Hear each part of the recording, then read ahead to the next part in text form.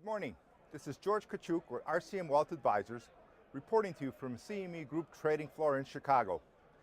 Okay, it's November. We're entering the month of November, which seasonally is supposed to be a very good time for the markets. Last 2 months of the year are usually very good.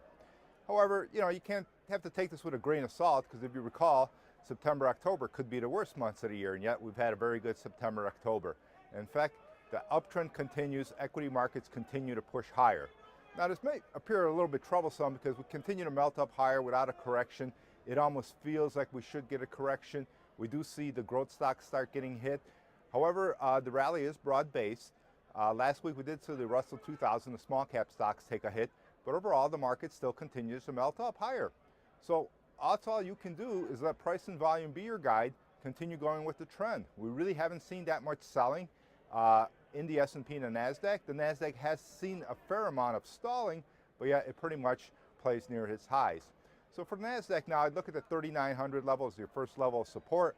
Then about 3,875, it should hold that level. And if we crash down to 3,800, 3,775, then I'd say, okay, maybe we are in trouble.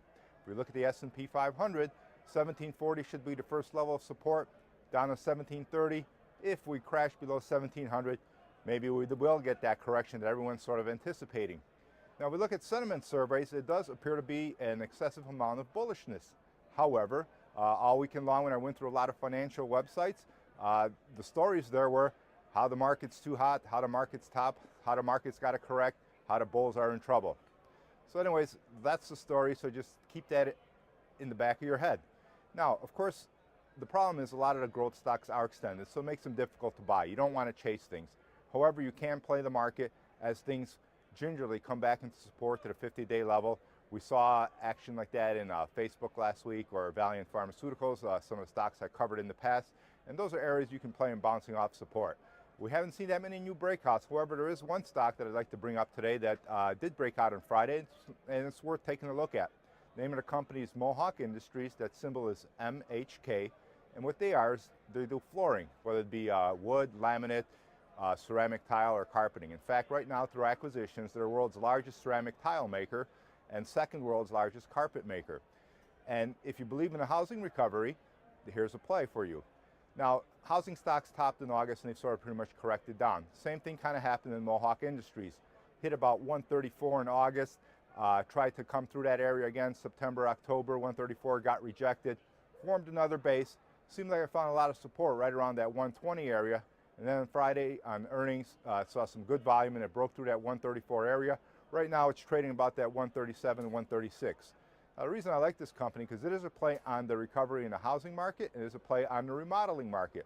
Now, over the last 5 quarters, earnings have accelerated.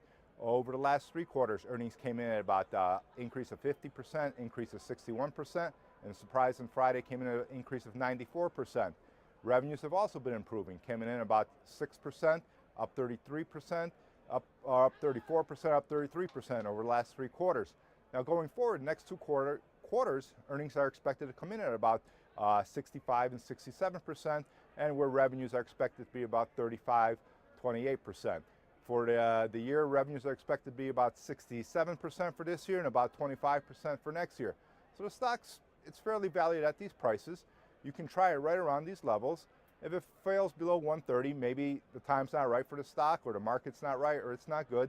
You can continue to buy it up to 142, but let price and volume be your guide. See if volume comes into and pushes the stock higher. And that's one stock that's actually come out of second stage consolidation, so you're not chasing it. It's coming out of sound consolidation, so you can buy it here. For full disclosure, I do not have this stock, but I'll be looking at it today and might be picking it up later in the day. So as always, let price and volume be your guide. This is George Kachuk with RCM Wealth Advisors reporting to you from the CME Group Trading Floor in Chicago. And everybody have a happy November and happy December. We'll see what happens this year.